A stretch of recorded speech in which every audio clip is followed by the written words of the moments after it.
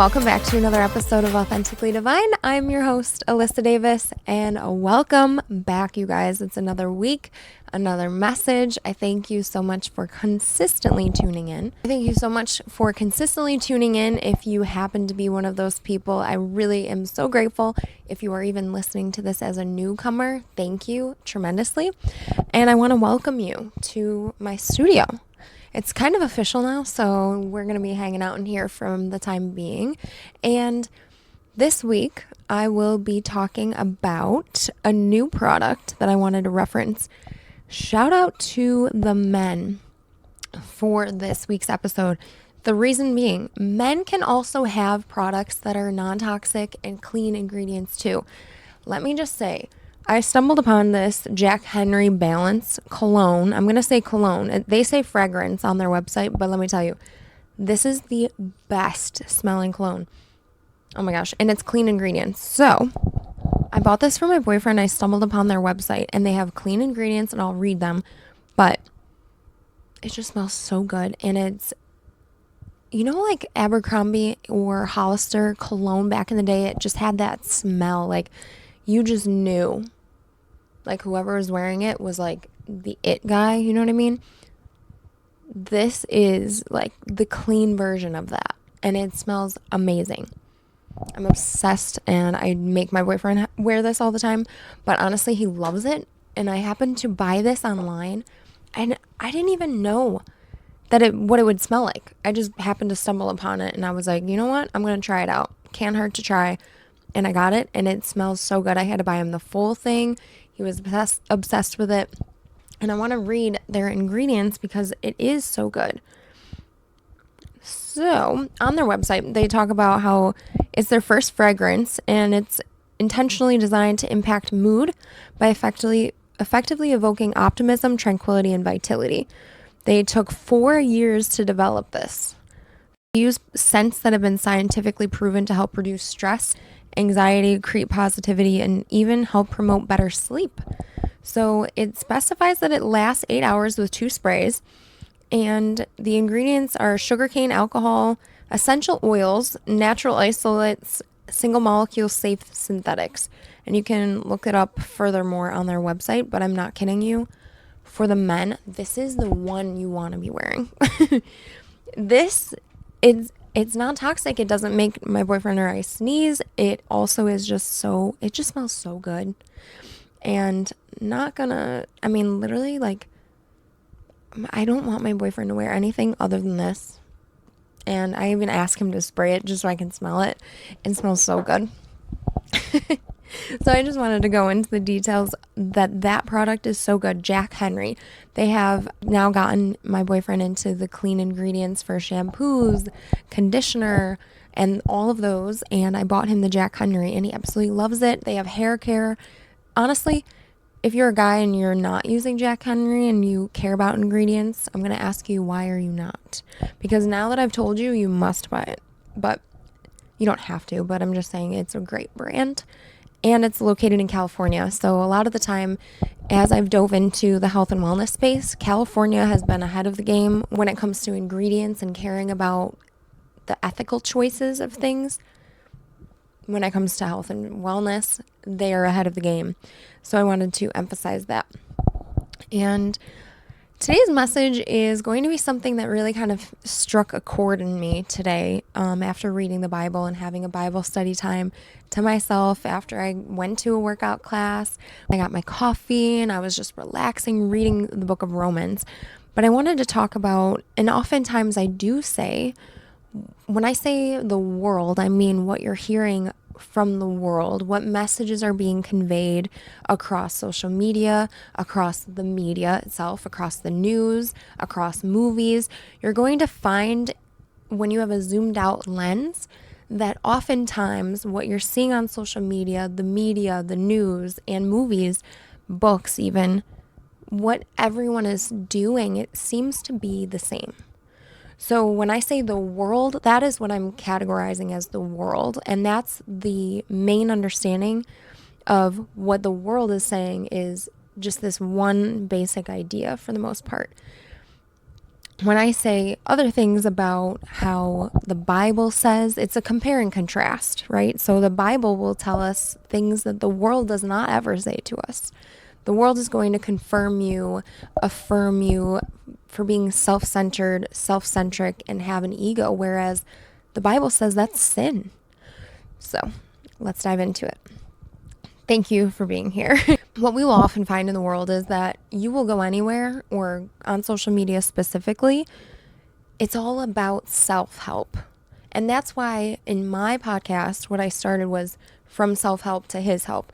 I did all the self-help things. I kept coming up short. I spent 25 and a half, 26 years of my life searching and yearning and feeling empty with reading self-help books, reading all of the news and the media and psychology, all of this understanding, and TikTok, social media, Instagram, and kept feeling empty, like there was something I was missing. And maybe you're that person too. It's not about you. What we can do in this world, it's not about you. The reason why we're all feeling some type of way about lack of purpose, lack of motivation, energy, excitement, joy, it's because we're so self-focused that the world doesn't even seem real anymore. Let me go into this here. The world is telling us that it's all about you. It's all about what you're doing, how you look, how you appear, how you are in person, how you walk, how you talk, how you celebrate your wins, how you're doing successfully only as yourself. It's a self-centric society. And the reason I can speak to that is there's other cultures that are not self-centric at all. We look at Japanese cultures or even just other countries in itself. They're not as self-absorbed as what we find in the US. At the same point in time, I can only speak to the US. I know that other countries, based on psychological studies, their purpose, and this is what we learned in school and college, culture and sociology, meaning society as a whole, they all have an impact on our well-being. And any study you look at, when there's someone or a group of people or just a society as a whole that is self-focused, there's a lot less of meaning that people are finding in the world. There's a lot more depression. There's a lot more perfectionism. There's a lot more turmoil in the brain because you can't seem to separate yourself from only focusing on yourself. So if we're looking at it from a perspective of just zooming out, let's just for a moment here, it's basically saying when we are a society that is only self-focused, it disqualifies and dismantles everything we see on our external point of view. And it just keeps reflecting off of whatever we're looking at and bounces back at us. And it's just us looking at ourselves. It's literally a boomerang. It's as if we're just out in the world to be ourselves and be egotistical and be by ourselves. I mean, more and more we're seeing, especially since COVID, this idea of socializing and work and being yourself and social media. It's all just you in a room by yourself. And that is so scary. I need everyone to hear me when I say that that is scary. That is not the way that we were created. That's not the way that we were designed by God. That is something that is meant to cause further turmoil and leave us feeling like we need to rely on medications, therapy. Why do we need that? Does anyone ever sit there and question, why is everyone needing therapy? And I know that our family, our past generations went through a lot and they put it on us. So that's first and foremost. I acknowledge that. They didn't learn how to cope. But I think that our society has so much self-awareness that it's not even allowing us to be aware of the self out in society. It's so self-focused that it actually cancels the fact that it's self-awareness. It's more so self-centric and it's egotistical. and it becomes borderline narcissism. When we walk in the world and we are so focused on ourselves that we don't see that we are operating in a way of being a community with the person next to us, or completely just, I have my blinders on and that boomerang is whatever I'm looking at out here. The only thing that matters is me. Anytime you hear that culture is telling you it's about you and it's about your image, that's a lot of pressure. We were never meant to bear that much pressure. We were never meant to see ourselves so much. We were never meant to take so many pictures of ourselves and to post them and to be so self-centric. When I'm talking about a self-centric society, I'm even referencing, and I'll go into a lot of details because this is just the very beginning of this episode, but I want to talk about society is all about that self-help, where if you fix this about yourself and that about yourself, then you'll find the joy. And I'm here to tell you that I went through all of that. I majored in psychology, so I love psychology. I love public speaking. I love diving into the root cause of things, and that's where my love of health and wellness came from, especially the wellness aspect of fixing things and diving deep to understand all the self-help. I did all of it in regards to trying to figure out what was going on with me, what was wrong with me, and I would read these books that were like, okay, so let's uncover all of the trauma that you dealt with this, there, and then. And I think at some point in time, we're just oversaturating ourselves with feeling like we're doing something wrong at all times, that we have to dive in and figure it all out. And the books that we're reading, the therapy, like, yeah, therapy is great, but when does it become overconsumption that there is something perpetually wrong with us? As a society, we are just consistently saying, like, I don't feel good today, so that means I'm depressed. No, you may have symptoms of depression that day, but for me, I deal with that sometimes. But the next day I'm okay. Or it might be something where I'm bottling up a feeling and I need to get it out and confess. But at some point, when are we as a society going to realize that the self-centric aspect of our lives and how we walk around believing that everyone's looking at us and everything that we're doing is all about us, and when we walk into a crowd of people, the only person that matters is me, and when I go out in my car and I'm driving, the only person that matters on the road is me, when are we going to say enough is enough? When are we going to take a realization and say to ourselves that something is inherently wrong with the way that we're all operating, the way that we're walking in this life? This was never meant to be where we focus so much on ourselves that we can't even think about the person next to us or our friend or our mom's feelings or our dad's feelings. And putting our feelings above everyone else's is actually not what we're called to do. But I wanted to go into how furthermore the world is, and just to kind of give a perspective that maybe you haven't heard, because I have been finding different podcasts and things of that nature aren't saying these things in the area that I'm living. So I might be even saying something that you've never even heard before. And that's the main goal, is just to speak against the grain. I want to go against the grain, and I want to speak things that people might not even question or look at as, and they might not even bat an eye at. But for me, I've always been someone that is like, but why does everyone do it this way? What's the reason? Are they happier? Are they more joyful? What's the reason? And, that goes into my understanding of, I like to see the root thing. I like to understand. And that's where a good balance comes in. But for our society, you go on Instagram and you follow someone and it's their entire page is pictures of themselves. Like 5 or 6 carousel images of themselves. And I'm guilty of it. I did that before. I don't do that anymore since my walk with Christ, because my whole mindset has shifted. So I'm not condemning you. Like my 25th birthday, I took pictures of myself, and I had like 6 or 7 pictures of myself as the carousel. And I was like, wow, I don't know. When you look back and you change in the way of like seeing that being self-centric and self-centered, it really is like a tough thing to carry. I want to go over that.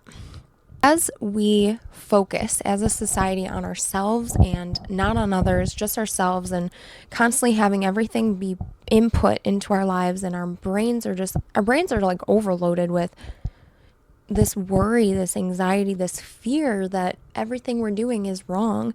And maybe you've never looked at it in that way, but I want to offer a perspective here. So I will oftentimes struggle with perfectionism, where if I am doing something, I feel like I messed up, or I don't allow myself sometimes to make mistakes, where I'm working through that, thankfully. But it is something that's been brought to awareness that the Lord is working on me through. And, with that, how I used to take pictures and post and do like 6 or 7 photos, I would spend like a crazy amount of time figuring out which frame of a video I liked, because at one point in time I go, okay, pictures are not enough, live photos are not enough, just take a video and I'll pick the frame. If you ask a guy literally like which picture was better, like if I asked Trevor which one was better, he would say they all look the same. I was going frame by frame trying to figure out which one was the best, just to post on social media. And I know I've done that for a long time. I've totally shifted the way that I use social media, and that's not easy. I used to spend so much time like editing like the contrast, and I may have used Facetune a couple of times in my life. And if you don't know what Facetune is, it allows you to like smooth your skin or whiten your teeth, or now you can like shape your body a certain way. But this is why are we doing this, right?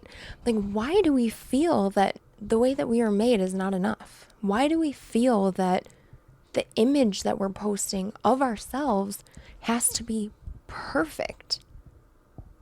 And we nitpick everything, and if it isn't, the real picture is not perfect the way that we actually are, why are we editing it?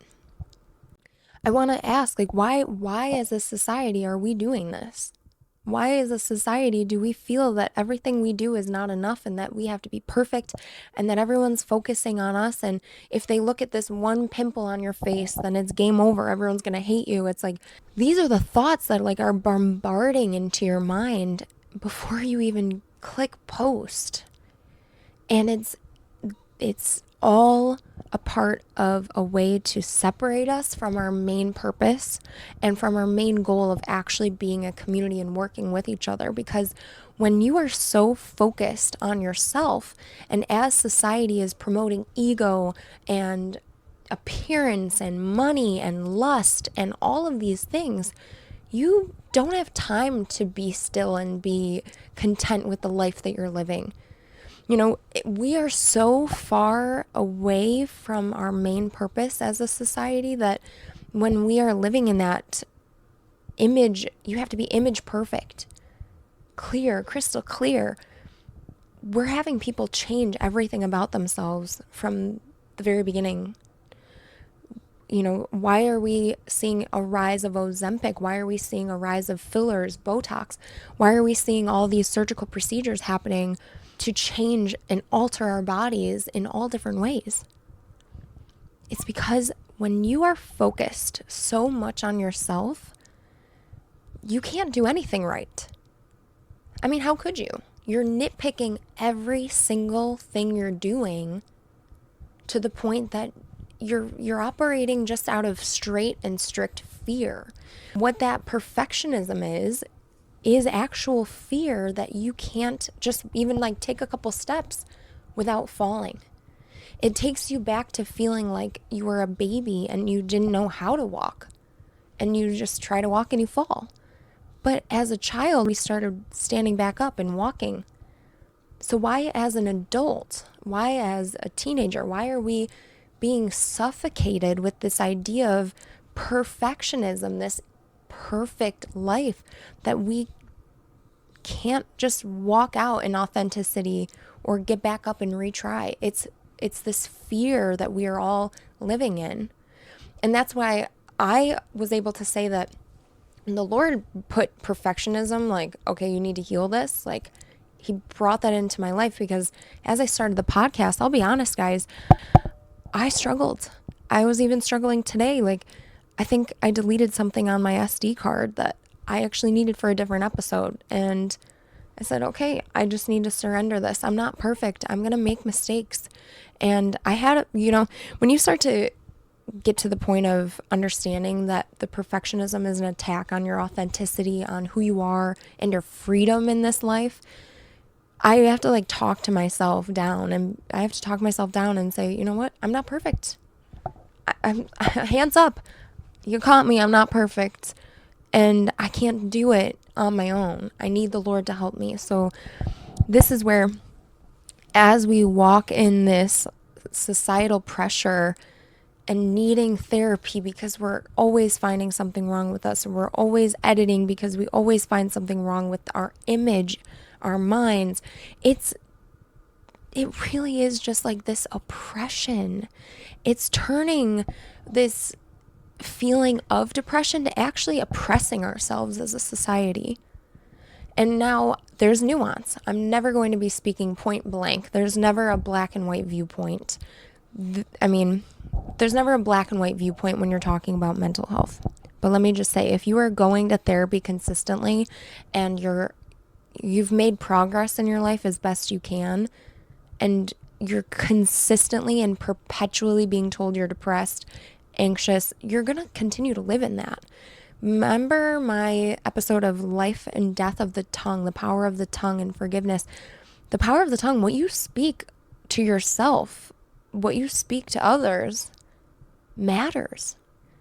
If you are saying every day, I'm depressed, before you even put your feet to the floor, what does that say that you're actually doing for your life?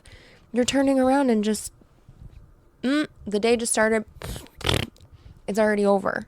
No, we are not supposed to do that. We're supposed to live with this vibrancy about our lives. And if you are living in this egocentric world, it's really hard to even enjoy life when you just feel like you can't measure up. And if you are hearing that you're depressed, if you're telling yourself you're depressed, it's keeping you bound. And a lot of the times we are feeling that way because of the way that the world is operating. So I want to continue to offer a different perspective here. Because of the fact that perfectionism breeds egotistical behavior, and it also breeds fear, and it also breeds discontent. All of that is a symptom of just fear. The underlying aspect of it is fear. If you are content, you don't have fear about you don't have want. You don't have want.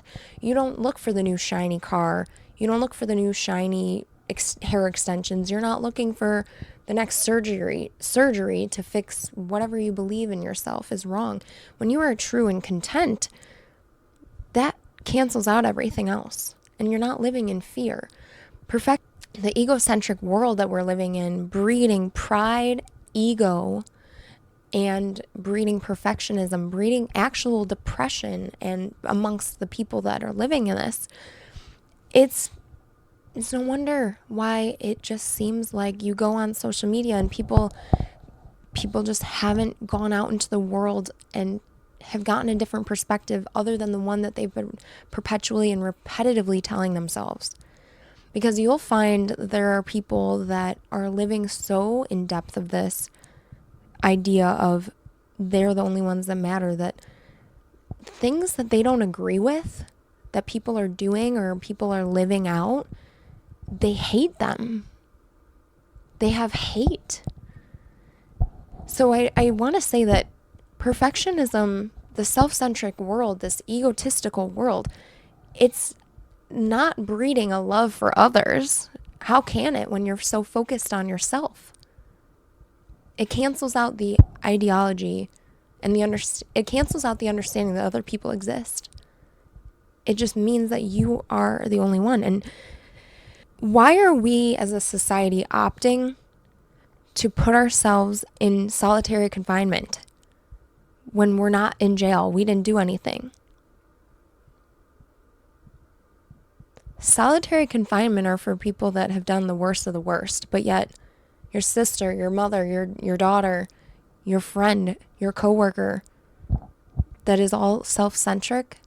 And this is more than just one person. Go on Instagram, our self-centered society, they're all living in a perpetual prison, solitary confinement. But it's not what solitary confinement looks like in the prison. It's in your mind. I want you to break free out of that. There's freedom being able to walk in authenticity. There's freedom in being able to be yourself. There's freedom in understanding that you're not perfect and you're not going to get it 100% of the time.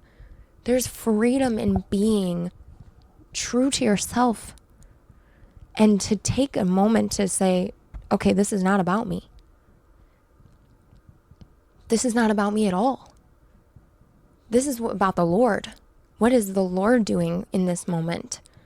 He's breaking me off of the chains that I keep putting myself in. I keep putting myself in solitary confinement. Well, the answer is the Lord, Jesus Christ, knowing He saved you. And I want to bridge the gap here that this self-centric world that we are living in also is something that the Christian world is dealing with. Christians that believe in Jesus, our Lord, our Savior, there's also those that are underlying, have no idea that they are also dealing with this self-centric, this righteousness to the self that is not appointed by the Lord. And hey, I'm here to talk all about it.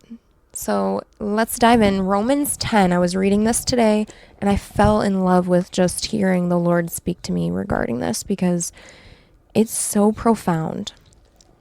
So this is in regards to the Christian world. But Romans chapter 10, 2-3. And now I read out of the King James Version. So it's got the thous, the they, the ye's, and and those types of things. But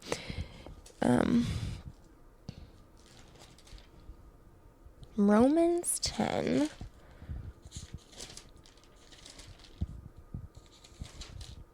Okay. Romans chapter 10. Brethren, my heart's desire and prayer to God for Israel is that they might be saved. For I bear them record that they have a zeal of God, but not according to knowledge.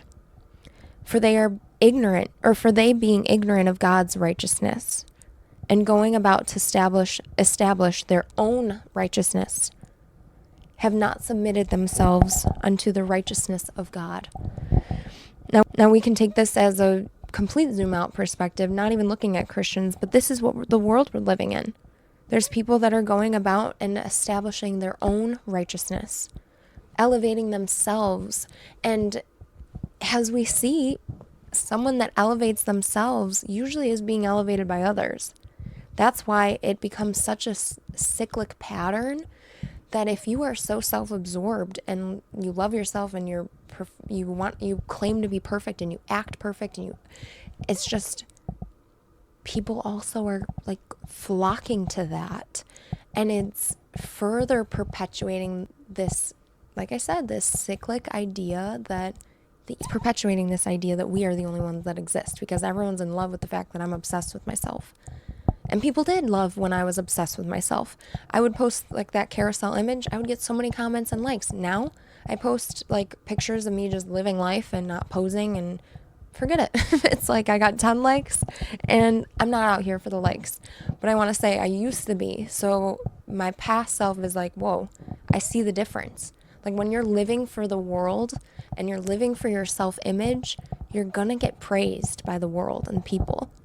Whereas if you are living out and just living in your authenticity, not looking to be perfect, claiming that you're not perfect, and owning that, and just walking, remember those baby steps, just walking and getting back up if you fall, and not holding yourself in the solitary confinement, it doesn't attract attention. And that's been kind of hard for me, if I'm being honest. I've lived in a world of Instagram where I would put my face out there or an image and it got a lot of likes. And my past self was I would get like the dopamine hits off of it. So that's what it is too. We get addicted to the dopamine hits of a like or a comment. I've been there. It's just the way that society is, and I love going in the opposite direction when I see these types of perspectives.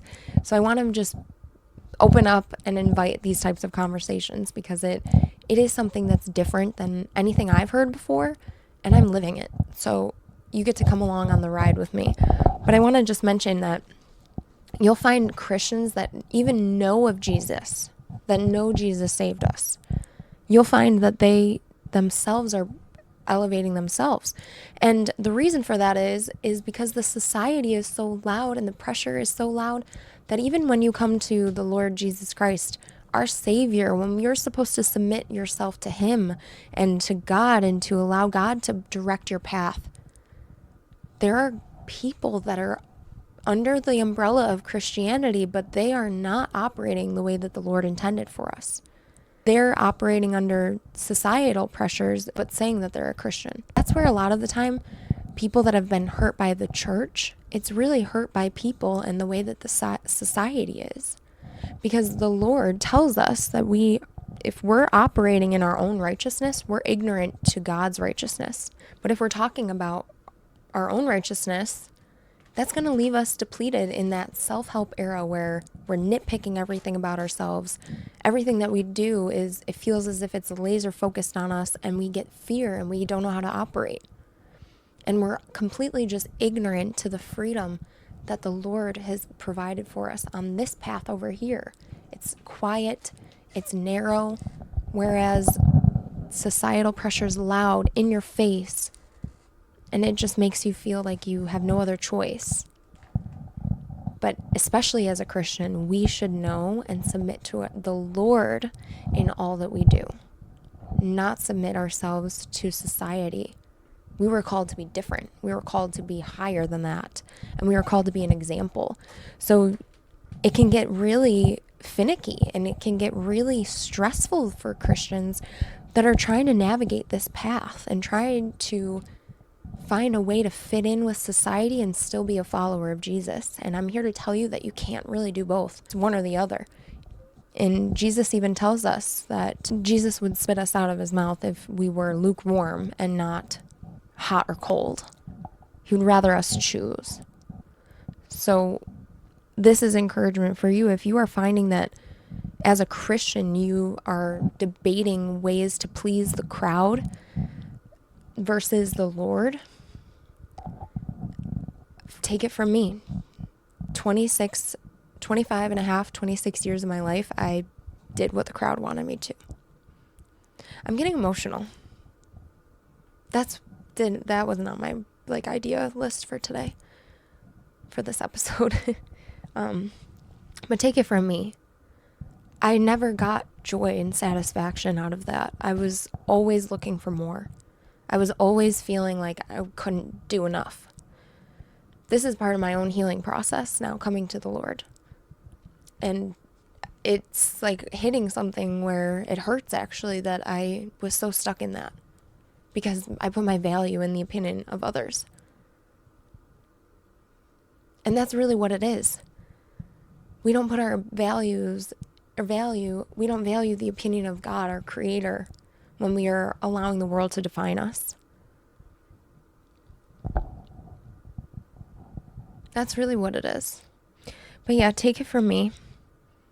I did the self-help books. I went to therapy. I did the psychology of getting down to the nitty-gritty. I talked to friends. I put my life into others' hands. I put my value in others' hands. I put my value into my sexiness on Instagram, or my body and my image. I mean, I threw myself in fitness. Let me be the one, if I'm the only one, to tell you that left me empty. I feel like I finally understand that everything I did in the past and everything that the course of society is doing has been wrong. And I can only say that to you because I'm living in it. I'm not even done living this. Like I said, I'm being transitioned out of this need for validation, this need for perfectionism, and the fear of perfectionism and that past desire trying to creep up of needing likes. I'm telling you right now, it's freedom to be authentic. That's where authentically divine steps in. It's like, it's a divine feeling, this feeling that you don't have comparison to, that the world gives you when you finally understand that the way you were created and the way that you are to walk this life out is not the way society is going to tell you to run. Not the way that society is going to tell you how to run your life. It wholeheartedly is a 180. It's completely opposite. And I feel like this episode is going to be more of like a chat. Like, hey, you can think outside the box. You can do things that no one else does. And I'm not talking about a creative venture, but literally like start to question things. And not in a way of nitpicking yourself, but try to get a zoom out perspective. The easiest way to do so is coming to the Lord,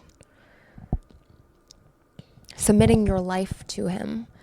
But yeah, removing the focus off of you allows you that freedom to walk in authenticity. It's almost as if like society just keeps pressuring and putting. So I have this image in my head actually that just came to me. When you're walking and it's like a cartoon. It's like society is throwing clothes and things on top of you as you're walking. So let's say perfectionism is the need to be attractive, the need to be perfect, the need to be getting 10 million likes on Instagram. And then you have this side of society doing the same thing. It's like, you can't say that. You can't do that. And it's just piling up and you just fall. The load is too heavy to carry. That's walking in society. Everything that society is throwing at you, you can't bear that alone. You can't bear that in general. When you come to the Lord, He takes that weight right off and He tells you you're perfect and made in His image. You were perfectly made. He knew you before you were in the womb, and you are called to submit yourselves to Him and His path and His righteousness.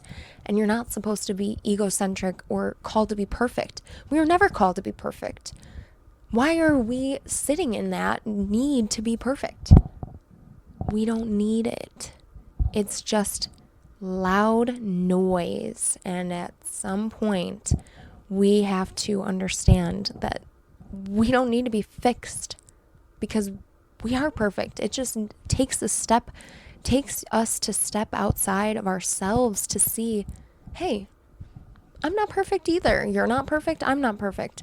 The thing that really matters as a Christian that has changed my life is the need for community and showing that we actually do need each other. I need my best friends to speak life into me. When I'm feeling these perfectionism desires, I asked Trevor to pray for me before I started this because I started to feel a spiral coming where I was getting emotional about the fact that I deleted that SD card video. Pray for me, please. Give me life. Speak to the Lord on my behalf because I need it. I need help. It's not I need help to be fixed. I need help in this moment. We have this, when you operate in perfectionism, you don't want to even move. It feels like the moment is your entire life. And then you get frozen. You get stuck in time. You don't feel that you can even do anything. Whereas from a Christian standpoint where I am in my life right now, if I start to feel something come up that I know is not from the Lord, perfectionism is not for the Lord. Perfectionism is not from the Lord. Egotistical manners are not from the Lord. If I feel something like that and I just reach out for help, hey, in this moment, I'm struggling. And I've noticed, like with my friends too, my Christian friends, my believing friends, we admit our faults in a split second when we're with each other. It helps, it heals you. And it also shows we actually need each other more than the self-centered world is telling us. You can't just live on a screen and feel good about yourself because otherwise, wouldn't you feel good about yourself?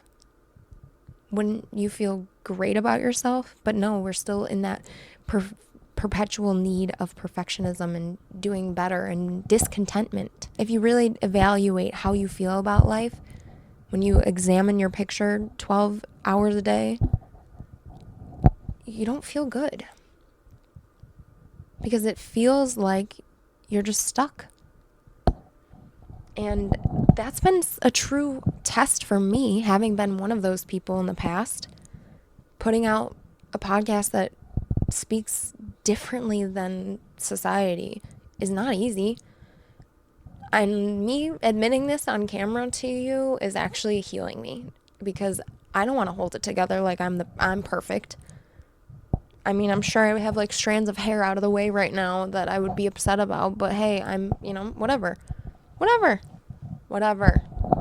I'm living in my authenticity, okay?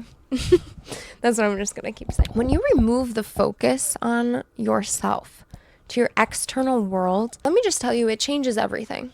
First and foremost, in the book of Ecclesiastes chapter 5, verse 11, I was reading this the other day and I absolutely loved it, but this will help to emphasize this perspective of removing yourself and how the world just continues to have you want, get the next best shiny thing and spend all the money and still be like on a rabbit or on a hamster wheel of just consistently chasing after things that are leaving us empty. And just that self-centric aspect. It's Ecclesiastes chapter 5, verse 11. So this is, it's Vanities and Riches is the little sub-chapter. And it is verse 11. When goods increase, they are increased that eat them. And what good is there to the owners thereof, saving the beholding of them with their eyes? So what that means, and I'm going to read the NIV version of that, because KJV is a little bit much sometimes for people, so I want to be respectful of it. But as goods increase, so do those who consume them. And what benefit are they to the owners except to feast their eyes on them? So this verse specifically, verse 11, is stating, as your goods increase, as your things in your life increase, let's say, then that means that more people are able to benefit from that with you. So as you become more profitable in your life, whether it be a new home, let's just say, or let's say you get a new oven, when you have things that become profitable and you have more riches in your life, or even more money, it says here, they are increased that eat them. It should be that when you begin to elevate, you bring others with you. And then it offers the perspective, what good is it to the owners that are getting richer or having more of something, getting more cars, getting more this, getting more that, saving the beholding of them with their eyes. So basically it's saying, when you receive a treasure, or receive a gift, or receive something new, what benefit really is it for you to just have it be there to look at? For just you to look at. Whereas if my goods are increasing, that means more people can benefit from that. And that's what we're called to have in the Christian community, is whatever I have is yours. Whatever you have is mine. And not in a way of, it is mine and I'm claiming it. It's given and gifted by the person that has that. So for example, I just thought of my youth, and I'm saying my youth as if I'm so old, but when I first got my car when I turned 16, I had a $1,000 car. I saved up for it. I got it. It was a Chevy Cavalier. I shared it with everyone. The first day that I got the car, I told everyone I'm driving them home. And as a high school student, when somebody gets a car, maybe not anymore. I feel like a lot of people get cars, just as a gift or something. But I worked hard for that, and I was like, okay, when you're 16, you get a car for the first time. You're like, everyone hop in, we're going here, we're going to 7-Eleven, we're getting slushies, and we're doing Slurpees. We're doing the most. We're going to the mall. We're doing this. I'm taking us. We're going. I'm driving. So when I got my 16th birthday car, and I paid $1,000 for it, which is really cheap for a car. I don't think you can find that anywhere else these days, but I told everyone I'm driving, like, get in my car. And that is what this verse is saying. When goods increase, they are increased that eat them. Like, I'm not just going to feast on this myself. I would be a glutton.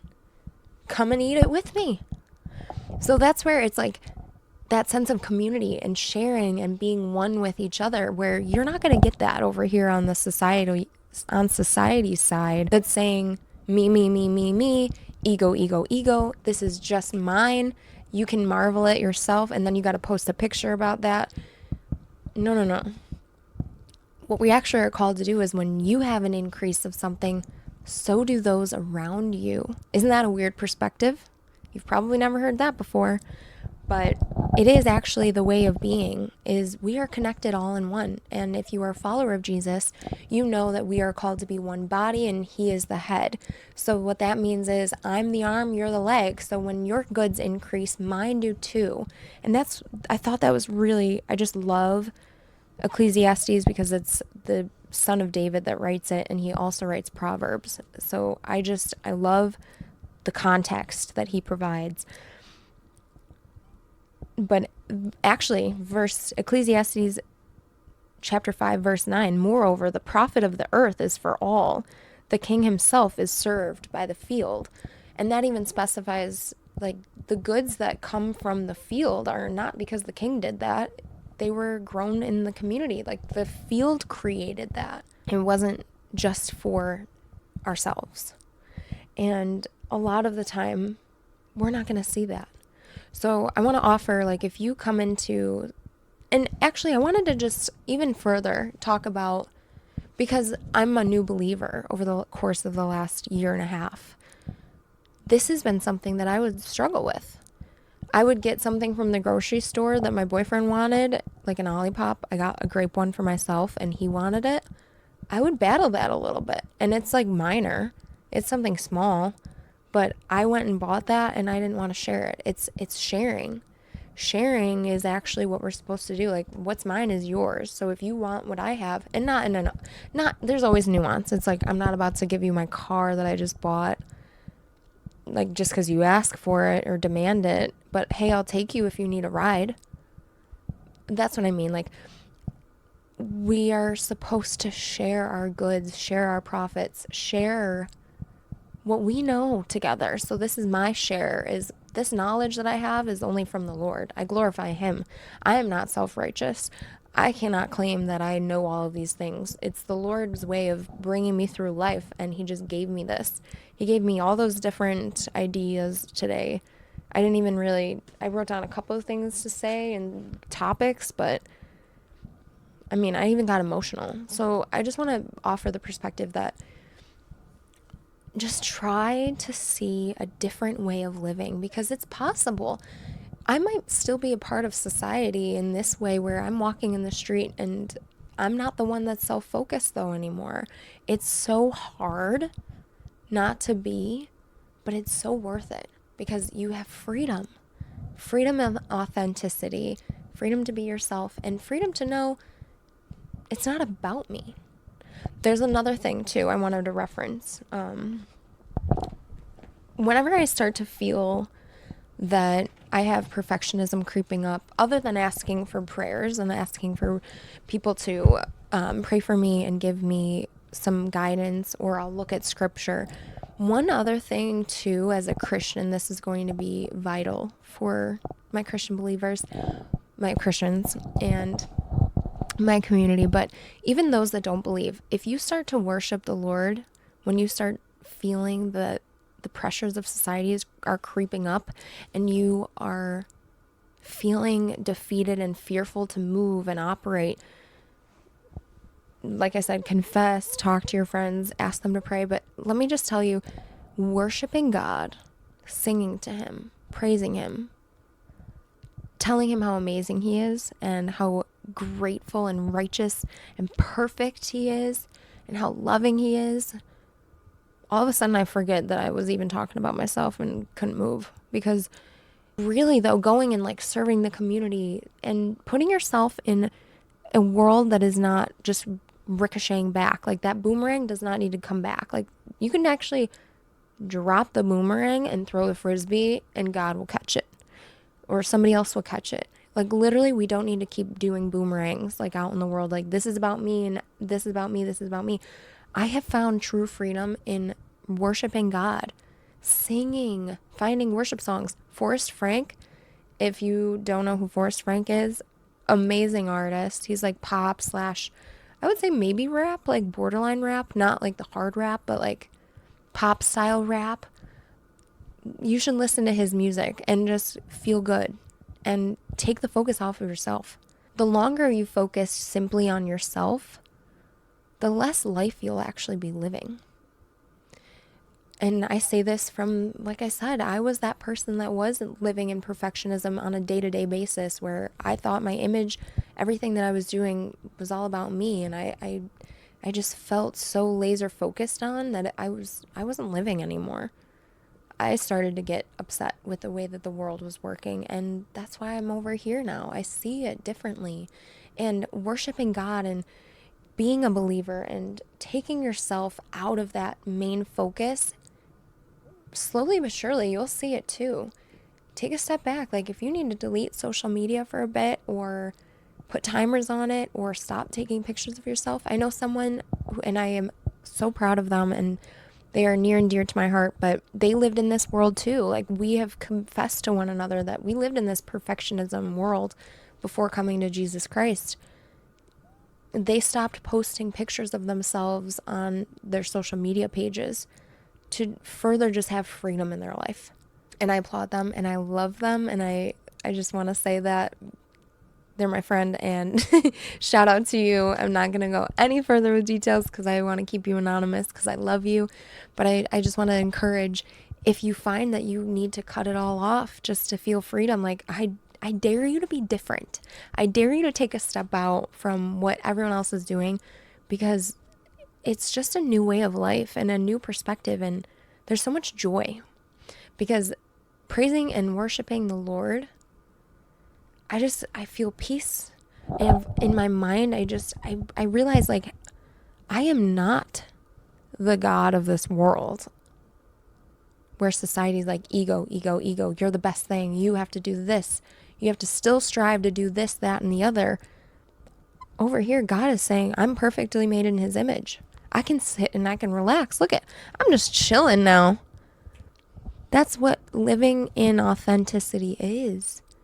And living in your purpose of and understanding that, hey, I'm not perfect. I'm never going to be claiming that I am now at this point in my life. It's the first thing I'll tell you. I'm not perfect. I don't ever want to claim to be. That's the last thing I want to ever say in my life again. I just hope this blessed you because I have this joy that just came about and I have so much hope for my listeners. And this is my way, like I said, of just trying to share what I know from the Lord. And I know you can walk in this freedom too. It's there. It's easy to grasp. It takes some time, but hey, if you're my friend and you want some encouragement, listen to this again or shout out, message me, text me. This is what I love to do. This is who I'm made to be, to share, to love, and to offer freedom. And that freedom is our Lord Jesus Christ. And I just am very grateful to have you as a listener. Thank you for tuning in. And I'm just going to say, dare to be different. That might be the theme. But thank you for listening to another episode of Authentically Divine. I hope you have a great rest of your week. Thank you.